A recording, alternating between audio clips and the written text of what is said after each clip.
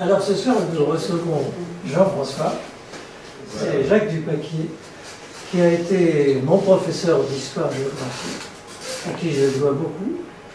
Et il avait organisé au lycée un photoclub, un club photographique, qui m'a passionné, qui m'a passionné non seulement moi, mais mon autre copain de lycée qui est ici présent, Philippe Lernoux.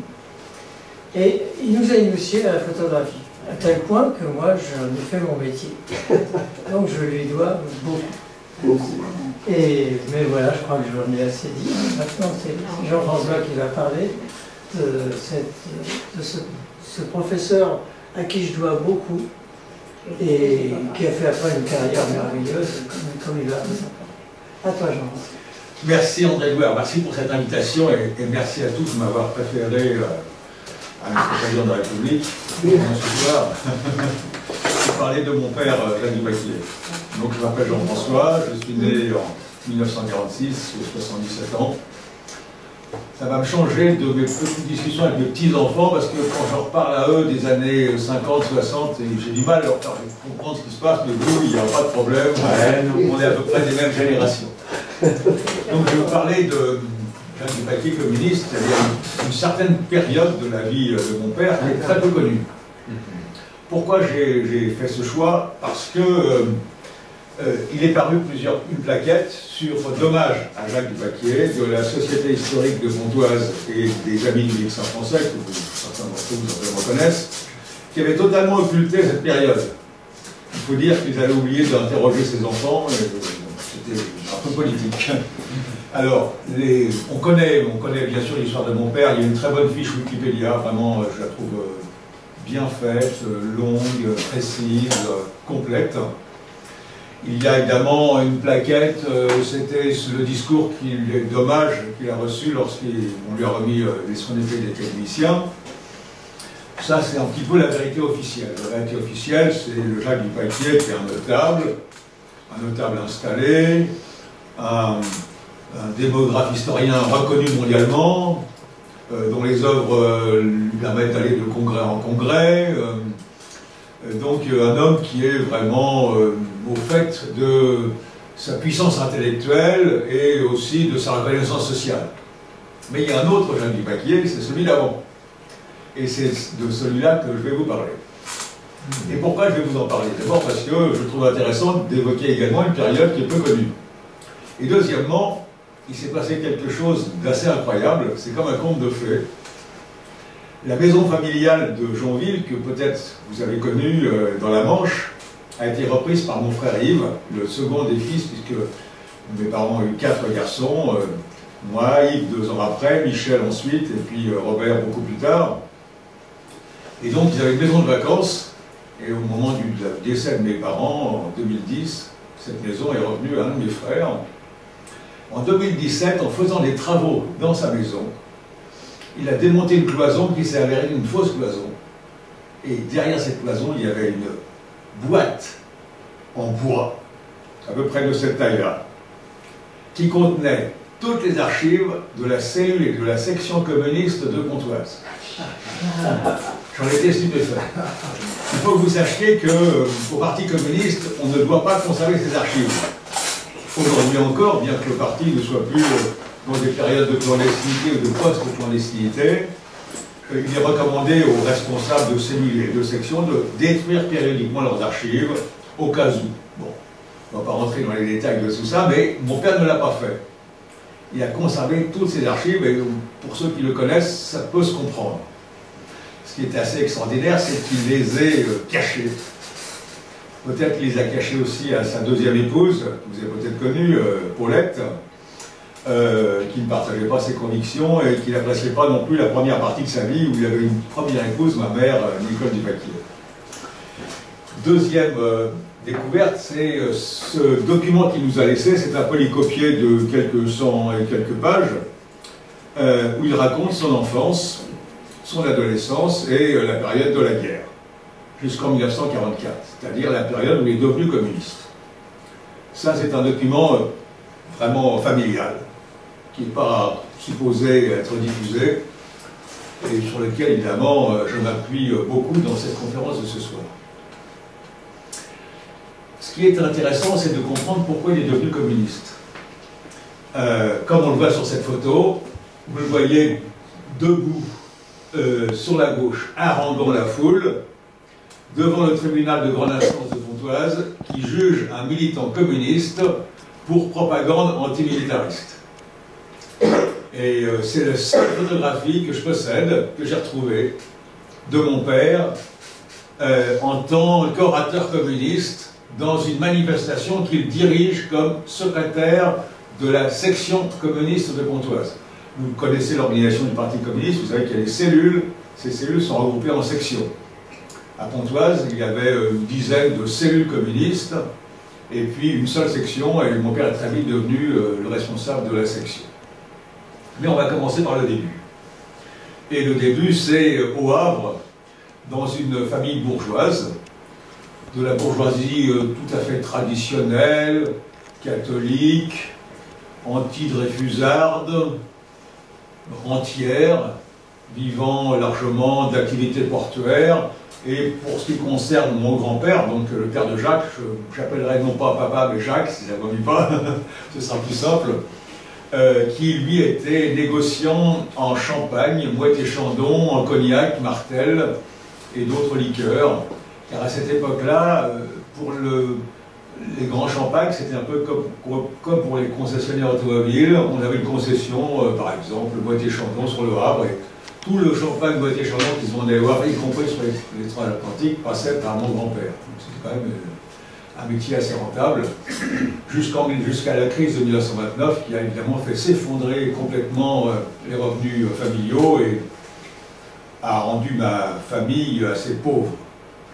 Néanmoins, ils ont trouvé assez de ressources pour que mon père puisse faire ses études à l'institution Saint-Joseph du Havre. C'était une institution assez compassée, vous voyez un petit peu l'architecture, c'était pas un endroit très très gai, d'ailleurs à aucun moment mon père en parle d'une façon gaie, mais il faisait des bonnes études, et ce témoignage de satisfaction en atteste évidemment. En 1940, mon père, qui se destinait au métier d'officier de marine, et qui aurait donc dû faire Polytechnique, prévoyait de faire une préparation à Paris. Mais au moment de la déclaration de guerre, toutes les écoles préparatoires, tous les lycées préparatoires à Paris sont fermés par peur des bombardements. Et lui-même, il est envoyé au lycée de Coutances. Le lycée de Coutances, c'est le lycée où doivent aller tous les Normands qui préparent Polytechnique. En fait, il renonce assez rapidement, il a une mauvaise vue, et il faut avoir 10 sur 10 à chaque œil pour être officier de marine à cette époque-là, et donc il renonce à cette profession. Auparavant, il a désespéré ma grand-mère parce qu'il n'a pas voulu devenir prêtre, parce que ma grand-mère caressait le rêve que mon père devienne prêtre, et bon, ça n'a pas fait, c'était pas du tout son intérêt, mais il ne voulait pas non plus reprendre l'entreprise familiale de négoce de champagne et de liqueur. Et donc il va se retrouver à Paris, au lycée Louis Grand, pour préparer une carrière d'enseignant, pour préparer, si possible, la rue d'Ulm. Ce ne sera pas la rue d'Ulm, ce sera l'école normale supérieure de Saint-Cloud. Et vous le voyez ici sur cette photographie, on ne voit pas la photo? Non, non. Ah, pardon. Voilà, cette photo dans les années 40 à Paris. Il est encore assez jeune. En 1942, le service du travail obligatoire le rattrape, puisque la classe 42 et la classe 43 doivent se faire recenser pour partir en Allemagne. Et il va réussir à éviter de partir en Allemagne. Il va, grâce à un oncle qui est directeur de mine en Lorraine, se faire embaucher dans une mine de fer. Ça va être une expérience extrêmement traumatisante parce que dans cette mine de fer, il y a des prisonniers soviétiques qui sont traités comme dans les camps de concentration et d'extermination, qui sont donc pratiquement martyrisés. Et on voit d'ailleurs sur cette photo que je vais vous montrer, la photo suivante, à quel point en 1943 il va être marqué par cette expérience. Là, il est photographié à l'école normale de Saint-Cloud, et vous voyez qu'à quel point, entre 40 et 43, son visage manifeste cet apprentissage terrible de l'existence. Un phénomène important, un événement important va aussi le marquer, c'est la manifestation à l'Étoile du 11 novembre 1940. Il participe avec toute une série d'étudiants, environ 500 étudiants parisiens, à cette manifestation. En dépit du coup de massue qui avait représenté la défaite de la France, en dépit de tout ce qu'on a pu raconter sur une France maréchaliste et vichysoise, 24 500 personnes ont défilé sous l'Arc de Triomphe. Alors, moi j'étais comme Fabrice à Waterloo, je n'ai vu de ça que des aspects un peu secondaires. On passe sous l'Arc de Triomphe, les agents terrorisés et qui font l'air et qui me disent « faites pas les cons, faites pas les cons ». Et puis au moment précis où j'arrivais à la flamme, la Marseillaise éclate sur le terre-plein du côté de l'avenue de Wagram.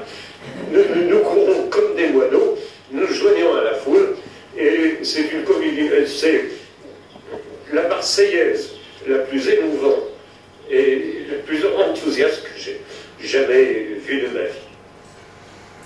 Alors, nous sommes rentrés chez nous. Je n'ai donc pas vu le plus gros qui s'est déroulé sur les Champs-Élysées, où les Allemands ont tiré.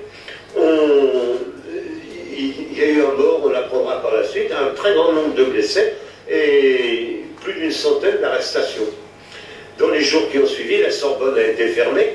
Tous les étudiants de province ont été priés de rentrer chez eux, ce qui était la marque même du succès de la manifestation. Mais comme j'étais non pas à la faculté, mais au lycée Louis-le-Grand, j'étais pas concerné par cette mesure. J'ai donc demeuré à Paris. Et un peu plus tard, la Sorbonne a été ouverte.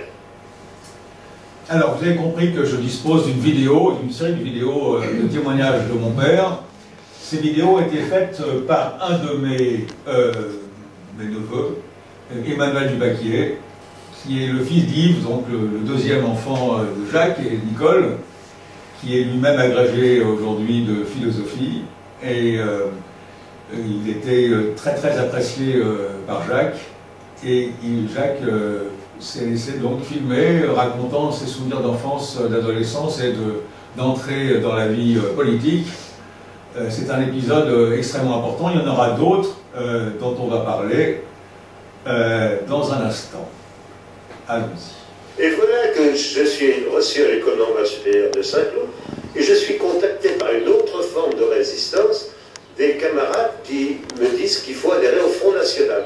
Le Front National de l'époque n'avait aucun rapport avec le Front National de Le Pen. C'était un mouvement de masse monté par le Parti communiste, ce que j'ignorais. Alors ils m'ont expliqué, oh, c'est pas communiste, mais bien sûr, c'est avec les communistes. Et ils me proposent de faire une première manifestation le 15 décembre 1942. Ce jour-là avait lieu à la Sorbonne la leçon inaugurale de la chaire d'histoire du judaïsme confiée par Abel Bonnard, le ministre de l'Éducation de Vichy, à un certain Labrouk, qui avait été député radical et franc-maçon, qui avait tourné kazakh, qui était devenu complètement collaborateur. Alors, j'en parle à mes amis gaullistes qui me disent surtout n'y va pas, c'est à l'amphithéâtre Michelet, ils vont boucler l'amphithéâtre et vous allez tous être arrêtés. Donc j'y suis allé quand même, mais pas très fier, et vraiment je peux le dire, la peur au ventre. Nous rentrons donc dans la Sorbonne, dans le hall, il y avait des policiers, des apparaîteurs, et puis les jeunes de Doriot qui étaient venus pour manifester. Mais les apparaîteurs, conformément à la consigne, n'ont pas laissé entrer ni les jeunes communistes, ni les jeunes de Doriot. Il fallait présenter sa carte de la Sorbonne, nous étions 20 ou 25 à l'avoir. Alors voilà ce qu'on avait prévu.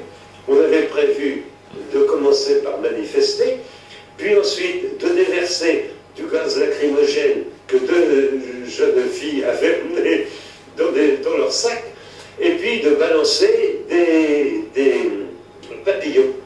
J'avais 1 millier de papillons à peu près, sur lesquels il était écrit « Français, ne laissons pas introduire en France les méthodes nazies ». Nous entrons. Il y avait la Tarquet de Pellepoix, le commissaire aux questions juives. Un tiers de la salle, c'était des policiers, un tiers des journalistes, un tiers des étudiants. Donc là où on commence, c'était tout à fait ignoble. Il entreprend de démontrer que Jésus-Christ n'était pas juif, et devant les protestations de l'assistance, il dit: il faudra vous habituer à ces idées-là. Il essaie, autrement dit, de jouer soft. Et puis, à quoi reconnaît-on le juif? À son odeur, etc. Alors, hurlement dans la salle s'agite, et au bout d'un moment, un signal donné, voilà les 2 jeunes filles qui déversent, qui mettent par terre leur gaz lacrymogène, et qui sortent. Moi, je prends mon paquet de papillons, je le projette, et les papillons tombent en pluie, littéralement, sur une bonne partie de l'assistant. Puis ensuite, nous détalons. Quand nous sortons dans l'entrée, les jeunes de Doriot avaient compris ce qui se passait, nous échangeons quelques oriaux, et je file, nous avions des inspecteurs de police au dos. Quant au gaz lacrymogène, il n'avait fait aucun effet. Les appariteurs, c'était des liquides lacrymogènes, les appariteurs étaient venus avec un seau et une éponge. Et la fin du cours de la brousse s'était ainsi poursuivie, mais enfin, on avait quand même très fortement marqué le coup. Et je dois dire que c'était la première manifestation contre l'antisémitisme. Les mesures antisémites du gouvernement de Vichy nous avaient échappé. Ça nous semblait être des mesures, parmi tout un ensemble de mesures réactionnaires, atroces, collaborationnistes, mais on n'avait pas vu en 1940 et 1941 ce qu'avait de spécifique le cas des Juifs. Moi, je me souviens que je disais l'antisémitisme des Allemands est complètement irrationnel. N'est-ce pas? J'avais l'impression qu'ils s'égaraient comme ça dans l'antisémitisme. Je n'avais pas compris à l'époque que l'antisémitisme c'était une partie centrale de la doctrine hitlérienne. Bien, comme vous l'avez compris, c'est pas moi qui vais m'exprimer ce soir, mais largement mon père. Ces séquences sont un petit peu longues, peut-être on n'ira pas très loin dedans, mais c'est important de suivre ça parce qu'il raconte très bien notamment cette façon dont la haine du nazisme l'amène au Parti communiste. Et d'une façon vraiment vécue. C'est-à-dire, ce n'est pas la théorie, ce ne sont pas des étudiants qui discutent de Marx, etc. C'est parce qu'il va voir comment ça se passe dans les mines. Là, nous avons la mine de Joudreville, mais excusez-moi, j'ai passé une séquence, mais j'essaye de l'ouvrir.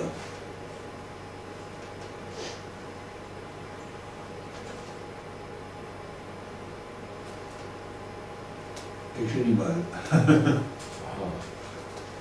Non, j'y arrive pas. Je ne sais pas pourquoi, mais j'y arrive pas. Toute notre classe, c'est-à-dire tous les jeunes gens nés en 1922, condamnés à aller en Allemagne au service du travail obligatoire, sans aucune exception, en principe.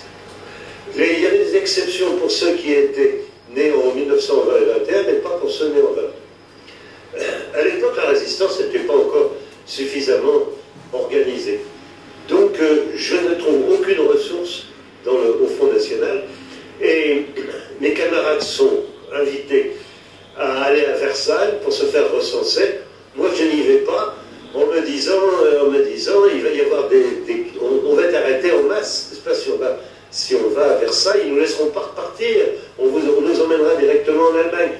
Mes camarades reviennent avec des affectations, la plupart en Prusse orientale, et moi me voilà là, et j'étais pas allé. Je m'attendais donc à être arrêté le lendemain ou le surlendemain, et j'ai donc pris le train pour la Lorraine, où mon oncle était directeur de mine, et depuis longtemps m'avait offert de prendre la direction de d'un centre d'apprentissage qu'il avait créé.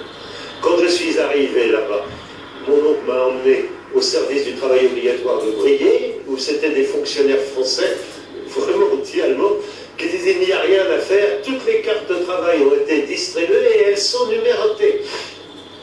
Donc, vous, en Meurthe-et-Moselle, impossible. Mais, nous disent-ils, dans la Meuse, les cartes ne sont pas encore distribuées. Elles le seront 2 jours après. Mon oncle m'a emmené voir un directeur de mine qu'il connaissait dans la Meuse, parce qu'il y avait 3 mines de fer dans la Meuse. Et me voilà dans la Meuse, pendant un mois, un petit peu protégé. Je m'occupe surtout de conduire la petite locomotive qui emmène les trains de minerai depuis la mine jusqu'à la bifurcation SNCF. Puis au bout d'un mois, j'étais à ce moment-là tout de même sous la surveillance de la gendarmerie. Je devais aller pointer toutes les semaines à la gendarmerie, que j'ai oublié le nom de cette gendarmerie. Et au bout d'un mois, impossible, tous ceux qui sont, même les mineurs au jour, c'est l'Allemagne pour la classe. Et donc, une seule solution, descendre au fond. Je suis donc descendu au fond, loin de chez mon oncle, et pas protégé du tout. Pas protégé du tout, d'abord par les porions, c'est-à-dire l'encadrement, et en proie à une sorte de méfiance des ouvriers français, dont les enfants, eux, avaient pour la plupart été envoyés en Allemagne. J'étais donc, ils me considéraient presque comme un privilégié, malgré mes mains écorchées, mon dos rompu, et parce que j'ai fait le travail comme tout le monde. Tous les jours, casser les blocs de minerai et recharger 12 tonnes dans des wagonnets. Alors il y avait des prisonniers russes qui étaient là, qui étaient traités d'une manière absolument ignoble. J'ai eu un avant-goût de ce qu'étaient les camps de concentration. Dans cette zone de mine, il y avait des tassements de terrain. L'école de Joudreville, où je travaillais, avait été entièrement murée. Les Allemands avaient enfermé là-dedans 300 Russes. Et ils volaient pratiquement toute la nourriture fournie par la mine pour ces malheureux gens qui étaient nourris avec du pain, une livre de pain pour la journée, et du chou. Des choux dans un tel état de décomposition que les gens de Joudreville ont fait une démarche à la commandanture pour demander qu'on enlève ces choux dont l'odeur était insupportable. Ils étaient traités avec une brutalité incroyable par les Allemands. Ils rentraient je crois que c'était 6 heures du matin, oui, quelque chose comme ça, et ils devaient écrire leur cible sur les berlines, c'est-à-dire les petits wagons transportant le minerai. Tout était comptabilisé, et à 2 heures de l'après-midi, quand on remontait, tous ceux qui n'avaient pas chargé leurs 12 tonnes de minerai étaient redescendus au fond, sans manger, jusqu'au lendemain, il rentrait à 2 heures, il devait être libre. À 1 heure du matin, on venait, les Allemands venaient les chercher, et tous ceux qui n'avaient pas leurs 12 tonnes chargées étaient accueillis à coups de crosse, et même de baïonnettes. J'ai vu des gens travailler avec une jambe cassée, travailler avec l'appareil qui leur tenait la jambe. J'ai vu des malheureux qui avaient reçu des coups de baïonnette, mais pas des coups de pique, des coups de taille comme ça, c'est-à-dire ils avaient des plaies purulentes. Et j'ai entendu un homme hurler comme ça, sans arrêt pendant 9 heures. Et quand ça ne suffisait pas, il tuait. J'ai vu des cadavres de Russes alignés sur le carreau de la mine, à l'endroit où on sortait, avec interdiction de les enterrer. Alors, si Jacques avait encore quelques illusions catholiques sur l'idée que quand on vous gifle d'un côté en boutant l'autre joue, ça était fini. Il était décidé à tout faire, sans aucune vergogne, pour combattre les nazis en France. Et c'est à ce moment-là qu'il s'engage frontalement dans la résistance. Il va être placé en clandestinité par le Parti communiste. On lui fournit des faux papiers, on lui fournit de l'argent, on lui fournit un logement, du côté de Boulogne, et sa tâche est de renéotyper des tracts et des journaux du Parti communiste. Il va faire jusqu'en 1944, jusqu'à la libération de Paris. Et parmi les tracts qu'on connaît sur cette libération de Paris, il y en a certains qui sont sortis du petit atelier de reprographie, comme on dirait aujourd'hui, de Jacques. Ça, c'est une photo de la mine de Joudreville, et puis une autre. Et puis on continue sur l'admiration qu'il éprouve. Je suis entré progressivement dans la résistance. Alors les choses se sont... Évidemment, c'était la résistance communiste, puisque j'étais venu par le Front National étudiant, c'était la résistance communiste. Et donc, j'ai été de plus en plus attiré vers le Parti communiste. Et je suis donc entré, à partir de là, dans la résistance. Mais au lieu, et dans les frontières et partisans, mais on a décidé de m'utiliser, non pas comme combattant, mais comme imprimeur. Et alors j'ai imprimé le journal de la jeunesse communiste, l'Avant-Garde, avec une Rodéo, comme ça, d'abord dans la petite chambre de l'appartement des Prévost à Boulogne, rue des Écoles, puis ensuite, comme on avait beaucoup d'argent, puisque le mouvement de résistance n'avait aucun problème, ni de tickets, ni d'argent, on a loué pour moi une petite chambre rue de Bellevue à Boulogne, où j'ai continué à fabriquer, nous étions 3 à fabriquer, à imprimer l'Avant-Garde, avec des précautions incroyables. La résistance communiste était extrêmement sérieuse. C'est-à-dire, moi je ne connaissais personne. Si j'avais été arrêté, je ne pouvais dénoncer personne. Toutes les semaines, j'avais un rendez-vous politique. Alors à ce moment-là, ça se passait comme ça. Je devais prendre une rue, par exemple, la rue du Cherche-Midi, à 4 heures dans un sens, et celui qui devait me contacter prenait au même moment la rue dans l'autre sens. On se voyait et on échangeait des enveloppes simplement. Toute enveloppe timbrée, on se passait des enveloppes aussi discrètement que possible. Et pour le papier, c'était la même chose. On avait acheté une remorque de bicyclette. Je partais avec la remorque vide. Je rencontrais un autre cycliste, toujours sur le même principe, qu'on appelait le cycliste blanc, parce qu'il apportait du papier blanc, et il me livrait des paquets à l'adresse d'une imprimerie, un bon livraison, tout est en règle. Alors on échangeait les remorques, on ne prenait pas, de manière qu'en 15 secondes, j'étais reparti et j'ai jamais su qui était le cycliste blanc. Et puis, quelques jours après, j'avais un autre rendez-vous, c'était le cycliste noir qui venait prendre livraison de mes paquets. J'avais remis mon avant-garde ou mes tracts en paquet de 500, qui était complètement enveloppé, billard, avec une facture, un bon de livraison en règle pour autre chose. Et voilà comment donc ça s'est passé jusqu'au bout. Or, c'était tellement bien cloisonné que notre réseau, qui était chapeauté par des communistes, en particulier Kriegel-Valrimont, la tête du réseau est tombée, c'est-à-dire que la Gestapo a réussi à identifier quelques-uns des responsables, mais ça s'est arrêté là. Alors à chaque fois, je changeais de pseudonyme, on m'a appelé Le Blond, le Brun, et Jérôme, nom qui m'est resté encore chez ceux que je connais de cette époque-là, et puis c'était tout. Alors on me remettait de l'argent pour vivre, les tickets, tout se passait. Donc... Mais si j'avais été pris, qu'est-ce que j'aurais pu dire? On n'attendait jamais. On n'attendait jamais. Si on n'avait pas sur la route croisée celui qu'on cherchait, on continuait, et quelques jours après, on avait un message de repêchage.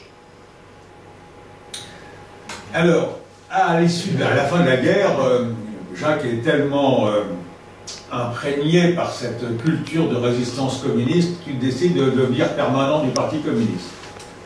Donc il s'inscrit à l'école du parti qui était à l'époque à Besançon, et il suit des cours, des cours de marxisme, des cours de stalinisme, Et donc, à la fin de ses cours, il fait part au parti de son ambition de devenir un militant communiste professionnel, donc un révolutionnaire professionnel, c'est un peu les termes qu'on utilise à cette époque, et le parti dit non, non, t'es pas fait pour être un permanent du parti, passe ton agrégation. Et donc on l'invite à reprendre l'enseignement auquel il se destinait. Alors il y a plusieurs raisons pour lesquelles il va le faire. Une des raisons, c'est aussi qu'un permanent du parti, il a le salaire d'un ouvrier spécialisé, c'est-à-dire un salaire extrêmement faible. Or, en juillet 1945, il s'est marié, et évidemment l'enfant est venu assez vite, c'est moi. Et donc il faut quand même faire bouillir la marmite, donc on va un peu oublier toute la propagande du Parti communiste et toute l'imagerie qui accompagne le stalinisme et l'idée que l'Union soviétique est une terre de grande prospérité qui rivalise avec la prospérité américaine pour aller dans une autre voie. Donc mes parents s'installent à Pontoise. Pontoise en 1945 est une ville qui est totalement sinistrée. C'est une ville qui avait environ 12 000 habitants avant-guerre, il en reste environ 10 500. Sur ces 10 500, il y a 300 familles qui ont été chassées de leur maison, qui ont été bombardées en 1940 par les Allemands et surtout en 1944 par les Alliés. Il y a donc environ 20% des maisons qui ont soit disparu, soit dans un état pitoyable et qui deviennent, avec quelques petites réparations, de véritables taudis. Et on va, à ce moment-là, envisager de reconstruire Pontoise, mais ce Pontoise dans lequel mes parents s'installent, c'est un Pontoise vraiment extrêmement marqué par la guerre et ses ruines.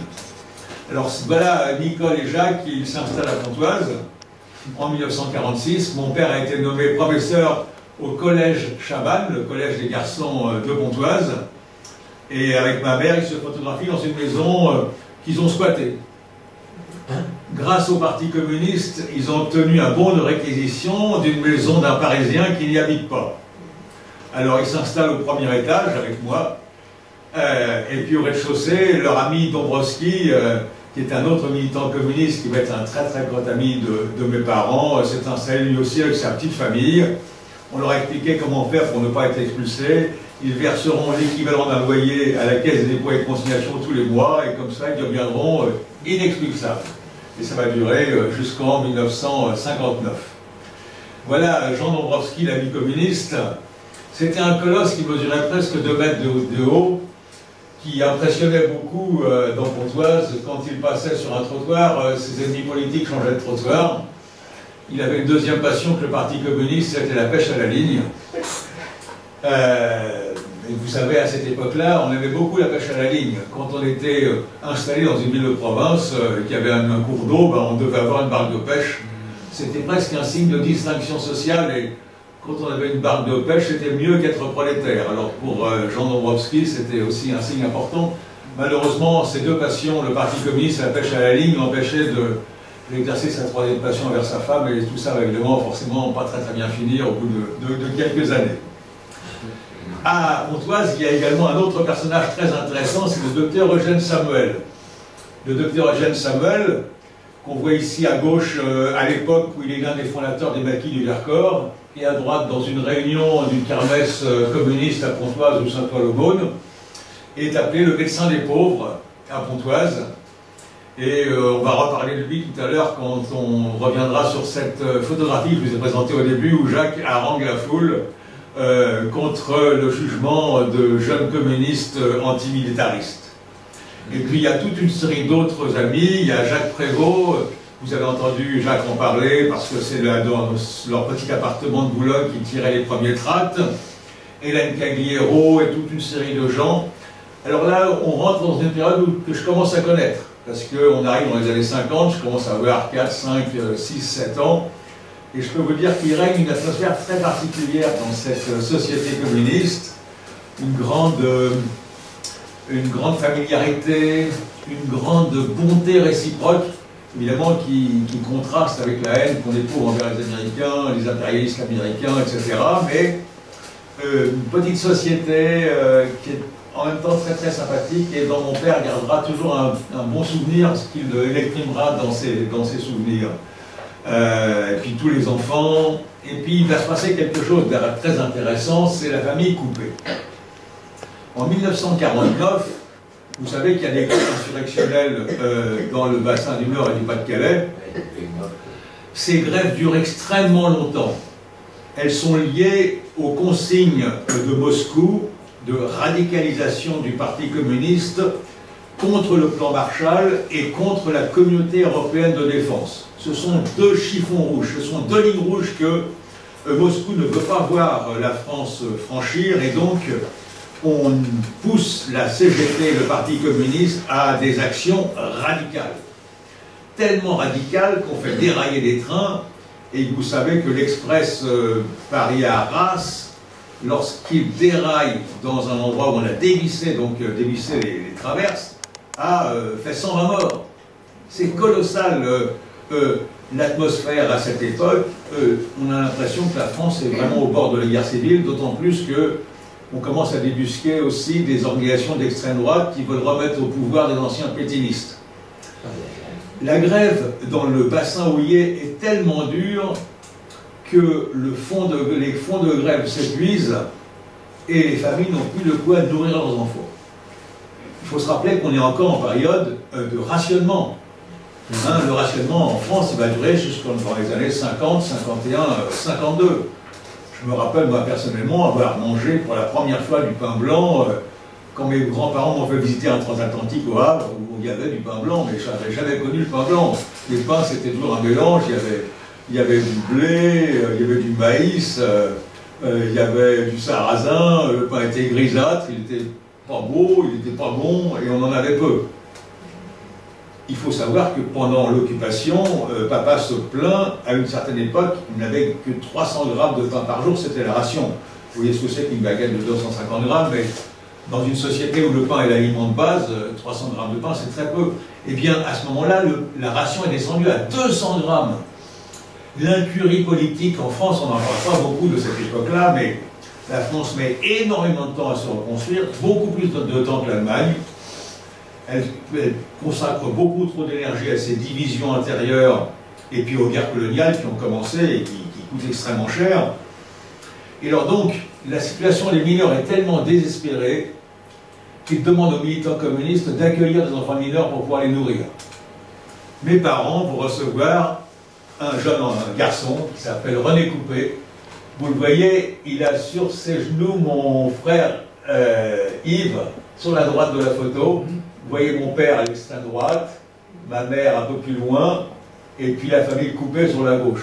C'est vraiment des familles très, très modestes, hein, ça se voit rien que cette photo, j'ai quelques photos comme ça qui montrent les liens qui vont s'établir, car mon père va devenir pour la famille Coupet un véritable dieu, parce qu'il leur a permis que leur enfant puisse manger.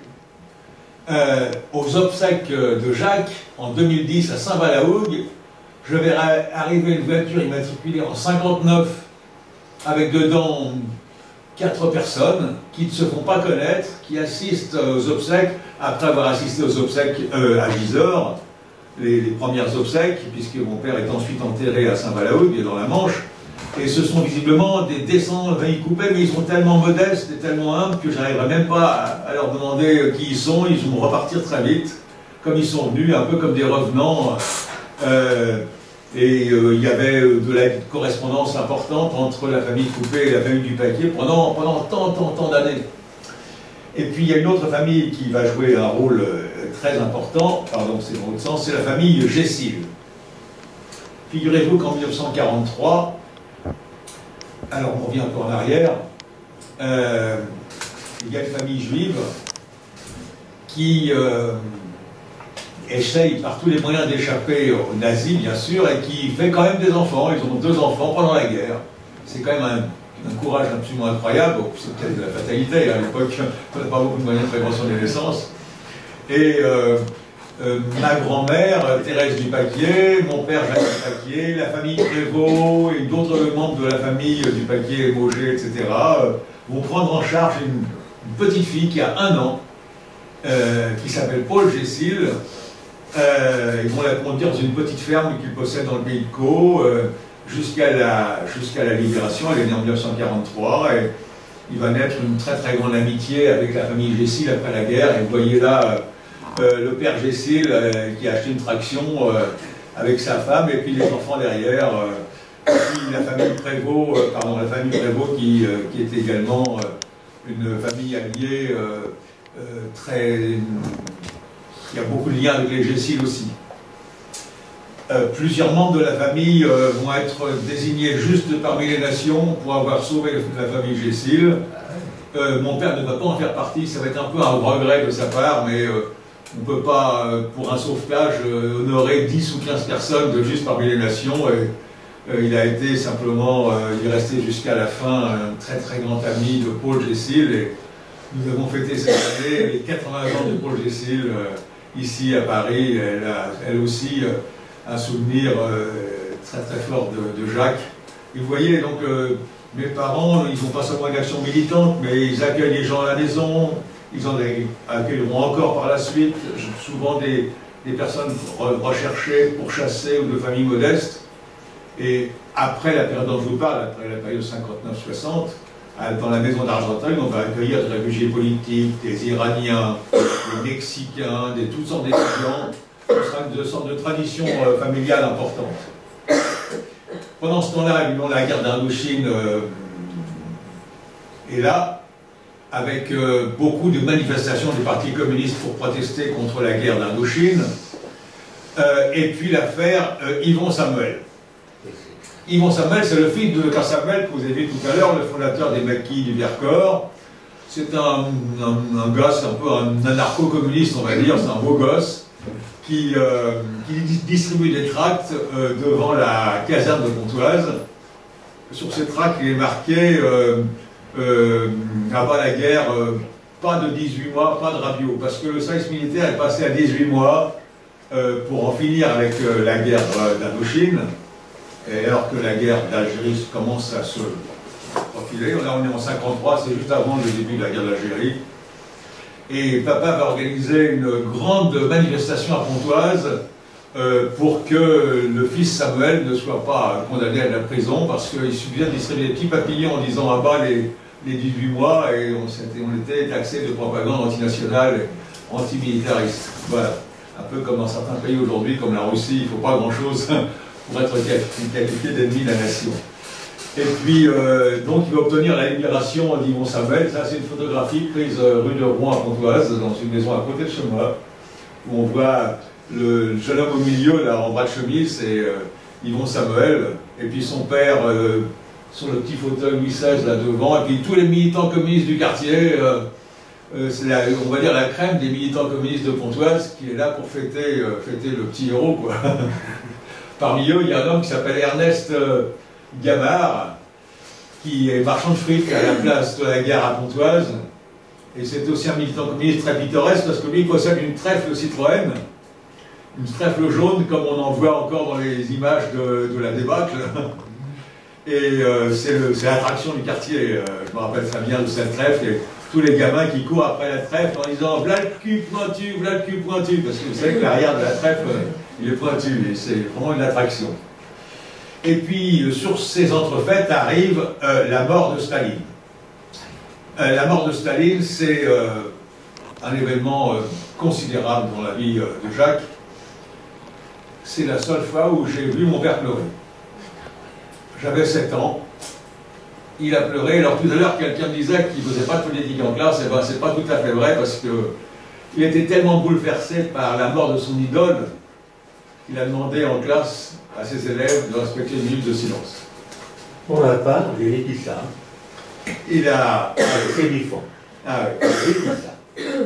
Il a été convoqué par l'inspecteur de l'académie. Évidemment, il a pris une belle engueulade. Mais il est persuadé que ça va y avoir une guerre mondiale. Ça, il est mort. C'était un enjeu d'équilibre dans la terreur mondiale et la peur d'une guerre atomique. Or, c'est le contraire qui se produit, c'est-à-dire que les choses se calment. Après la mort de Staline, les choses vont mieux. ça va être encore une de ces surprises. Le basculement complet, c'est en 1953. Voilà que Staline est mort. Autant que je m'en souvienne, c'était en mars 1953. J'ai fait observer une minute de silence dans ma classe, ce qui m'a valu évidemment d'une forte remontrance de l'inspecteur d'académie. J'ai voulu faire observer une minute de silence en salle des professeurs, mais les autres professeurs ne s'y sont évidemment pas. Pardon, excusez-moi. Le basculement complet, c'est en 1953. Je reprends, excusez-moi. J'ai fait une fausse manœuvre. Or, autant que je m'en souvienne, c'était en mars 1953. J'ai fait observer une minute de silence dans ma classe, ce qui m'a valu évidemment d'une forte remontrance de l'inspecteur d'académie. J'ai voulu faire observer une minute de silence en salle des professeurs, mais les autres professeurs ne s'y sont évidemment pas tous prêtés. Et voilà qu'à la mort de Staline, j'avais l'impression que le ciel allait nous tomber sur la tête. C'est-à-dire que la guerre allait éclater. Nous pensions que du coup les Américains allaient pouvoir enfin régler le compte de l'Union soviétique et que la mort de Staline annonçait la guerre. Quelle n'a pas été ma surprise en voyant que non seulement il n'y avait pas la guerre, mais que les choses s'arrangeaient peu à peu, des problèmes internationaux qu'on nous avait décrits comme insolubles se réglaient d'eux-mêmes. En Autriche, la paix avec l'Autriche, en Corée, avec la fin de la guerre de Corée, si bien qu'on se demandait ce qui se passait. Et la déstalinisation commence en 1953. Quand j'ai vu, au cours de l'année 53, que la situation internationale se détendait, à ce moment-là, j'étais, disons, beaucoup moins stalinien. C'était le début de ma déstalinisation. Donc, le maréchal Staline est mort, pardon, dans le mauvais sens, et il se passe un événement un petit peu difficile pour Jacques, mais que vous allez comprendre. Il y a les élections municipales en 1953. À Pontoise, il y a 3 listes en présence, la liste SFIO, la liste communiste, dirigée bien sûr par Jacques Dupaquier, et la liste MRP, dirigée par Adolphe Chauvin, qui est une petite étoile montante du MRP. Les socialistes et les communistes au premier tour obtiennent une majorité des sièges au conseil municipal. C'est le socialiste qui est en tête, il s'appelle Eugène Duché. Il va voir Jacques et lui dit « Bon, bah, tu votes pour moi, je serai maire, puis toi, tu seras premier adjoint. » Il n'y a pas question, dit Jacques, un social traître. Il a les consignes du parti de ne pas s'allier avec les socialistes, et donc c'est Adolphe Chauvin qui va devenir maire de Pontoise. On pense que c'est une parenthèse, mais il sera maire pendant 25 ans pratiquement. Alors papa est un petit peu en difficulté avec les communistes de Pontoise parce qu'ils ne sont pas du tout satisfaits de voir que les divisions ont favorisé la droite.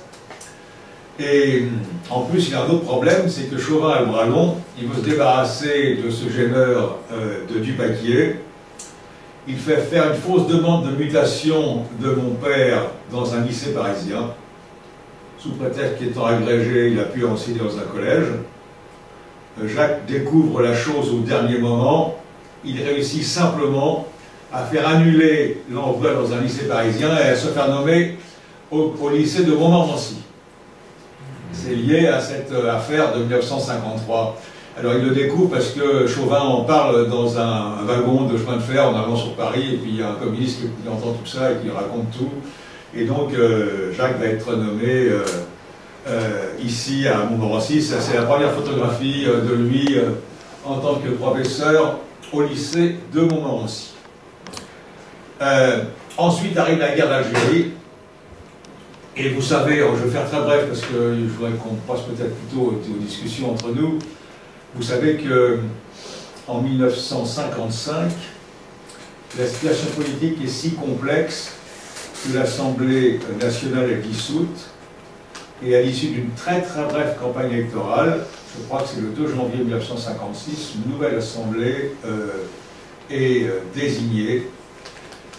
Normalement, les socialistes, enfin la SFIO, qui a obtenu la majorité des sièges, devrait engager Mendes France comme président du Conseil. Et puis, à la suite de toutes sortes d'intrigues, c'est Guy Mollet qui est désigné. Guy Mollet qui a promis avec son parti de faire la paix. Il n'enverra pas un homme en Algérie. Il est accueilli par des tomates à Alger. Il change complètement kazakh. Et il se fait investir des pleins pouvoirs au mois de mars 1956 avec l'appui des voix communistes. Ça va être une catastrophe pour les militants communistes qui ne comprennent absolument pas ce vote et qui ne le comprendront jamais. Le Parti communiste va se retrouver piégé entre la radicalisation de Maurice Thorez, qui évidemment relaie les consignes de Moscou, et puis la protestation de l'envoi en Algérie du contingent, donc de jeunes communistes qui, avec tous les autres, se retrouvent à faire du maintien de l'ordre, comme on dit à cette époque, on sait ce que ça signifie. Et ça va être une des raisons pour lesquelles Jacques va quitter le Parti communiste. Alors il va le quitter progressivement. Il y a plusieurs événements qui vont intervenir dans cet abandon du Parti communiste. D'abord, il y a le rapport Khrouchtchev. En 1956, la Ligue de l'enseignement organise un voyage en Union soviétique avec, sous la direction de son secrétaire général qui s'appelle Sonez. Et donc Jacques est intéressé à faire partie de cette délégation d'une trentaine d'enseignants français, pratiquement tous communistes. À cette occasion, il réussit à faire l'acquisition d'un petit appareil photo Leica d'avant-guerre, qui était quand même le meilleur appareil encore de l'époque, et il achète 2 pellicules Kodachrome, couleur, et il va être un des premiers occidentaux dans la Russie post-staliniste à faire des photographies. On ne va pas y revenir aujourd'hui, ce sera trop long, mais un peu de la misère de la misère qu'il constate en Union soviétique. Deuxièmement,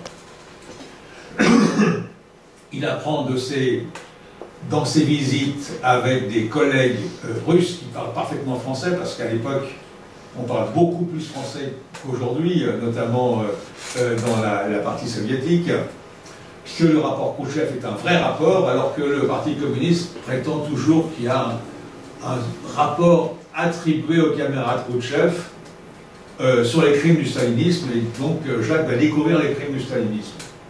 Dans cette année 1956, il y a donc la guerre d'Algérie qui se développe très rapidement en engageant les jeunes communistes dans l'armée, et puis il y a l'invasion de la Hongrie. Tous ces événements sont autant de chocs qui vont amener progressivement Jacques à quitter le Parti communiste, donc non pas tout de suite à rendre sa carte, mais à voter avec ses pieds, c'est-à-dire à laisser tomber ses responsabilités. En plus, il est moins présent à Pontoise, étant professeur à Montmorency, ça lui prend beaucoup plus de temps de circuler entre le domicile de Pontoise et le lycée de Montmorency. Et puis, on a parlé tout à l'heure, on y reviendra peut-être sur ses qualités de pédagogue. Il a réussi aussi à obtenir de publier des livres, des manuels d'histoire-géographie aux éditions Bordas, qui lui permettent d'augmenter ses revenus de façon extrêmement sensible. Et à cette époque-là, il commence à envisager de construire sa propre maison à Argenteuil, dont les plans sont faits par son beau-père, mon grand-père maternel, Fernand Maloche. Et en 1959, il va donc s'installer à Argenteuil, dans cette maison toute neuve, qui existe toujours, et quittant le Parti communiste, mais ne perdant pas ses idéaux, disons, anticolonialistes, il va accueillir à Argenteuil des réunions du comité dirigeant du Front National de Libération, le FNL, à la maison d'Argenteuil. Et je me rappelle très bien de cette époque, puisque là je commence à avoir 14-15 ans, Jacques nous expliquant comment, au cas où la police s'intéresserait à la maison, comment il faut agir, qu'est-ce qu'il faut répondre aux voisins, comment il faut se méfier d'être suivi, etc.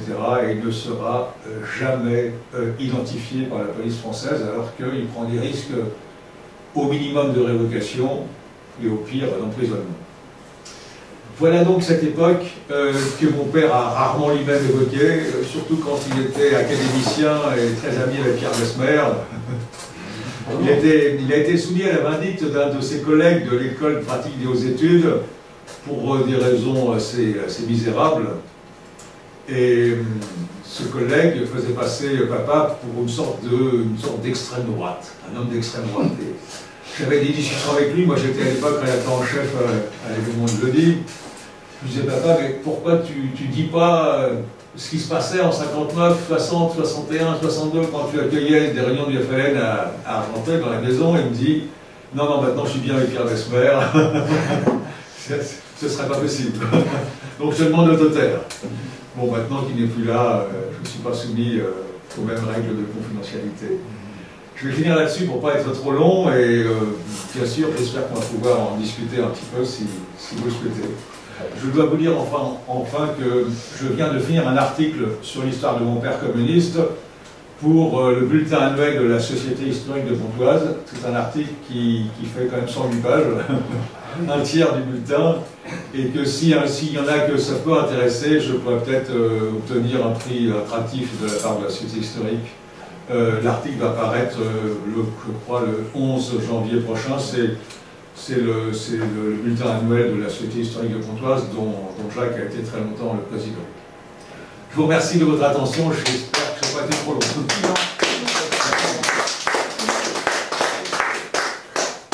Merci Jean-François, mais moi je suis acquéreur. Normalement, il faut être adhérent à la Société historique, ça coûte 35 €, mais je vais discuter avec eux, j'espère que j'aurai ça pour un peu moins, nettement moins même.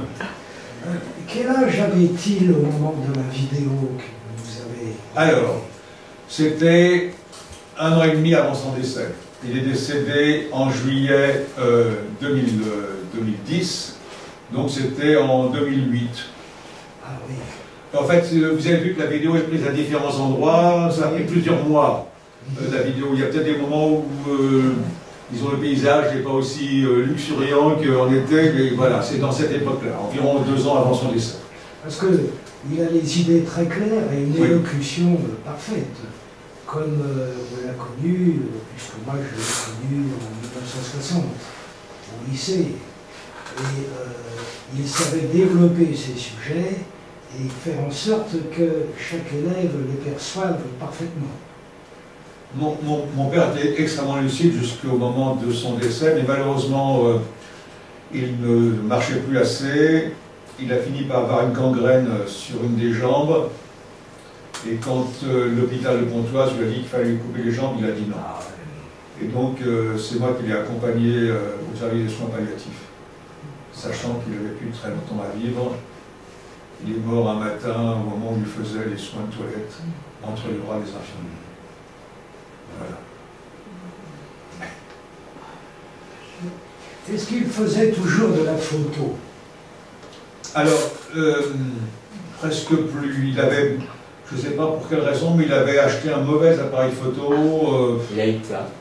Non, le Leica, il ne s'en servait plus. Non, il n'avait pas acheté un appareil pas très haut de gamme sur la fin de sa vie. Il ne faisait plus que des photos de famille.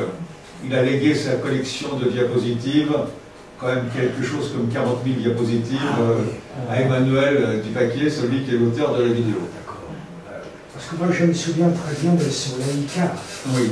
Au club de photo, on était admiratif Oui. de M. Dupaquier, mais de ce Leica aussi. Oui, oui. Alors son Leica, c'est moi qui l'ai eu en héritage, mais je l'ai donné à Emmanuel. Parce que lui, il s'intéresse beaucoup à la photo aussi, et je crois qu'il s'en sert encore un peu. De ce vieux Leica de 1935. Vous savez, au moment où les nazis ont perdu la partie, les officiers, souvent ils avaient des Leica. Un Leica, c'est un appareil qui coûtait 1 mois de salaire d'un ouvrier qualifié allemand. Hein. C'était pas rien. Et donc, je crois que les Américains, ils se disputaient les Leica. Hein. Il y avait 2 objets qu'ils convoitaient, c'est les pistolets Lugère et puis les Leica. Alors ça s'échangeait d'ailleurs, c'était à peu près le même tarif. Mais ils se sont trouvés sur le marché de l'occasion parce que c'était vraiment d'extraordinaires appareils photo. À propos de photographie, il a créé une association qui s'appelait l'ADRA, Oui. Association pour le développement du reportage photographique amateur. Oui. Pas mal. Amateur, oui. C'est l'époque où il y avait la photographie, la bonne photographie était encore relativement rare et ça pouvait aider certains, notamment à la DRA, même à vendre des photos à des éditeurs. C'est ça. Et moi, j'en ai fait partie.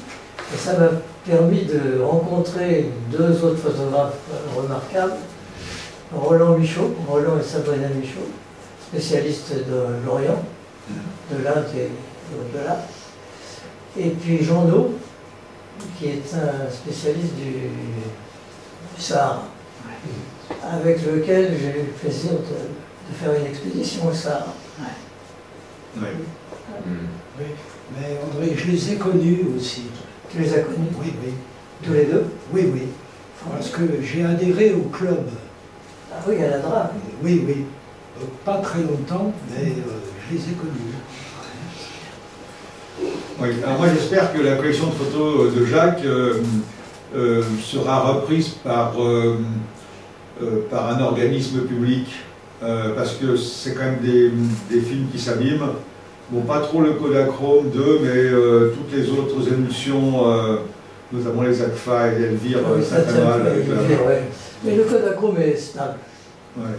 Alors, il y a une seule série de photos qu'on n'a pas récupérée, parce que Jacques les avait confiées pour une exposition à Moscou. C'est les deux pellicules qu'il a faites en 1956. Oh. Alors, si vous voulez voir ces photos, c'est très facile, parce qu'elles sont dans les archives d'un organisme qui s'appelle La Collection. C'est une agence photo française qui les a en portefeuille. Alors, je ne sais pas s'ils ont encore le droit d'ailleurs de ne pas nous céder les droits à nous. Mais j'ai obtenu au moins qu'ils me permettent de les reproduire dans l'article que j'ai fait pour la Société historique. Et il y a des photos qui sont extrêmement intéressantes, il y a notamment la photographie d'un camp de concentration soviétique. Une photo unique, parce qu'en 1956, il y a eu une sorte de relâchement de la discipline en Russie. Et les voyages en avion se faisaient sur des petits aéronefs à hélice qui volaient à 3500 mètres d'altitude. Donc, on voyait très bien les paysages. Et dans le désert de Gobi, Jacques a photographié un endroit bizarre. Et il s'avère que c'est certainement un camp de concentration. D'ailleurs, cette photographie est vendue extrêmement cher par l'agence de la collection. Ah oui. Formidable. Voilà. Ben, merci. Il semble qu'il ait été communiste beaucoup par réaction, Oui. en fonction de tout ce qu'il avait vu et vécu. Mais est-ce que profondément il adhérait à l'idéologie marxiste? Alors, j'en ai discuté avec Robert Rue, Ah oui. qui était son grand ami. Ah oui. Robert Rue était maire de Montigny-les-Cormeilles, dans le Val d'Oise, pendant longtemps. Il a publié des livres sur l'histoire de Montigny-les-Cormeilles qui sont préfacés par Jacques, à une époque où il était déjà académicien, donc installé, et apparemment un homme plutôt de droite. Et Robert Rue m'a raconté qu'il avait visité à Jacques l'immeuble du Parti communiste, place du Colonel Fabien, et ils avaient toujours d'excellentes relations. Et je vais vous raconter une petite anecdote. Quand j'ai compris que mon père allait mourir, j'ai téléphoné à Robert Rue et je lui ai dit, voilà, papa est en soins palliatifs, je pense que ça lui ferait très plaisir que vous l'appeliez. Et le soir, quand j'étais voir mon père, il m'a dit, tu sais pas ce qui m'est arrivé? Robert Rue m'a appelé. Quelques jours avant sa mort. Alors, on interprète ça comme on veut. Voilà, c'est peut-être une réponse à votre question. Il savait beaucoup avec Robert Rue. Robert Rue est venu à ses obsèques. C'était une belle histoire entre eux. Voilà. Ce qui dépassait le cadre du Parti communiste, parce que Robert Rue lui-même, est-ce qu'il était vraiment communiste? C'est pas la question là-dessus. Effectivement. Exactement. Ouais. Oui. Quel âge avait-il, votre père Jacques, au moment du pacte germano-soviétique? En Et était 1939, conscient, autrement dit, qu'il avait déjà une conscience politique. alors, il est né en 1922, donc 39, 17 ans. Ah non, qu'il est là. servi quand même, Oui. ce pacte effroyable quand Oui, même. oui. Et ça Il ne ne l'a pas. parle pas beaucoup, mais je crois que ça l'a vraiment choqué, terriblement choqué. Comme ça a choqué tous les Français, là, parce que c'était vraiment un coup de poignard dans le dos. Hein. Ouais.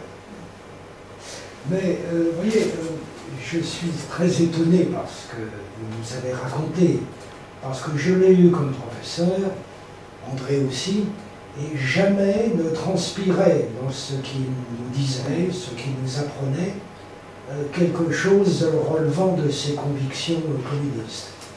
Il avait une sorte de neutralité laïque tout à fait remarquable. Oui, alors, après 53, hein, après qu'il Ah oui, ait... 53. En 53, mon professeur, qui m'a fait lever une minute de silence. Là, je parle de 1960. C'est ça, ouais. Oui. C'est ça. Mais c'était aussi lié au secret de son soutien au FLN. Moi, j'ai un ami qui s'appelait Christophe Boltanski. Ses parents, ils ont été également des agents du FLN, alors beaucoup plus actifs. Et il raconte ça dans un livre qui s'appelle Le Guetteur. Mais ses parents, eux, ils ont eu des ennuis. Alors du coup, il a réussi à retrouver dans les archives de police l'histoire de ce réseau qu'avaient ses parents, alors que moi, comme mes parents n'ont jamais été soupçonnés, il n'y a rien. Il n'y a pas d'archives policières sur cet épisode-là. Il n'y a que mon témoignage, le témoignage de mon frère Yves, et éventuellement d'un autre frère, mais les autres étaient un petit peu jeunes. Voilà. Et est-ce qu'en famille, beaucoup plus tard, il parlait de cette jeunesse très, très politique? Alors, je me souviens d'un épisode tout à fait marquant. C'était vers 1960. J'étais à la maison d'Argenteuil quand René Coupé, le jeune fils de mineur communiste que je vous ai montré, est venu à la maison. Il avait obtenu, il était rentré dans l'armée pour éviter la mine. Il était devenu caporal. Et il était très fier de sa réussite. Il est venu voir mes parents en uniforme pour leur montrer qu'il avait réussi. Et il leur a dit, voilà, je suis en Algérie. Et il a raconté un épisode. Il a dit, on nous avait demandé d'emmener les Algériens pour voter. C'est en 60-61. Il y avait une vieille femme que je voulais forcer à voter. Je l'emmenais, elle m'a giflé. Il a dit à mes parents, j'ai sorti mon revolver, je l'ai abattu. Je ne peux pas vous décrire le silence qui a suivi. Mes parents étaient totalement désespérés. Ben oui, bien sûr. Alors, c'est plutôt, vous voyez, c'est plutôt sur ce registre-là que les souvenirs se sont installés dans le secret, dans le silence. Mais quand j'étais petit, quand j'avais 7-8 ans, mais on parlait que de politique à la maison. Nous-mêmes, les enfants, on était hyper politisés. Moi, je me rappelle, il y avait un type qui s'appelait André Steele, il était écrivain, il faisait des romans à l'homme rose à la façon soviétique, et il avait des candidats communistes à Pontoise. Et donc, les communistes marquaient à la craie sur les murs, votez André Steele. Les opposants effaçaient. Mais ça restait un peu quand même. Alors moi, j'avais fauché des craies à l'école, et puis je réécrivais par-dessus, par transparence en quelque sorte, pour ne pas faire de faute d'orthographe, votez André Steele. Et tout était comme ça, on était vraiment très très motivés, c'est-à-dire que je me rappelle moi que je faisais tout pour crever les pneus des voitures de police qui se garaient devant la prison de Pontoise, alors on mettait des clous comme ça, juste contre le pneu, donc quand il démarrait, hop, c'était foutu. On était vraiment très très militants, et il y avait aussi un épisode qui nous a beaucoup marqué, c'est les armes. Vous savez que le Parti communiste possédait ce qu'on appelait des milices patriotiques à la Libération. Ces milices étaient, semble-t-il, destinées à prendre le pouvoir par la force. Maurice Thorez a ordonné la dissolution des milices patriotiques et a ordonné de rendre les armes. Et en fait, les armes n'ont pas été rendues. Mon père, lui, il avait une mitraillette. Alors, il avait une Sten qu'il avait échangée contre une mitraillette allemande. Il l'avait enfouie, mais à Wavre. Alors, je n'ai pas pu la retrouver. Elle y était peut-être encore, mais Jacques Dombrowski, il avait une Sten. On a cherché partout, on l'a pas trouvé. On a trouvé les munitions. C'était du 9 mm Parabellum américain. Mais on n'a pas trouvé l'arme. Et Jean Prévost, là, dont je vous ai brièvement parlé, il avait aussi une Sten qu'il avait démontée, mis dans des chiffons graisseux dans sa maison de Parmain. Mais ses enfants l'ont trouvé. Ils ont même tiré une rafale avec. Il a été acheté dans l'Oise après. Mais on ne pensait qu'à ça, c'est-à-dire toutes ces armes qui étaient cachées, qui étaient entreposées, ces munitions. Il faut dire que c'est une époque très, comment dire, très brutale et pleine de bruit et de fureur, comme on dirait. Oui, oui. Où les gens ont peur de la guerre atomique d'une façon terrible. On ne s'en rend pas compte aujourd'hui, mais les gens sont quasiment paniqués au moment où le Staline se dote lui aussi de l'arme atomique en 1949. Et les Européens sont presque persuadés qu'il y aura une guerre atomique. Les images d'Hiroshima et de Nagasaki, elles sont constantes dans les médias à cette époque-là. Et donc on pense qu'il y aura une guerre. Moi j'ai été persuadé que je deviendrais orphelin et qu'il me faudrait une Sten pour m'en sortir. Donc je cherchais partout une Sten. Par mimétisme. Je n'en ai jamais trouvé. Voilà sur cette ambiance très si politisée de l'époque que même les enfants sont politisés. Mais après, ça se dépolitise, ou en tout cas, ça ne se dit plus, parce qu'on a changé de période. On est rentré un peu dans la fin de la guerre froide. Oui, oui. Voilà. J'espère que j'ai bien répondu à votre question. Ben, merci Jean-François. Merci. Merci. Merci à tous de votre patience.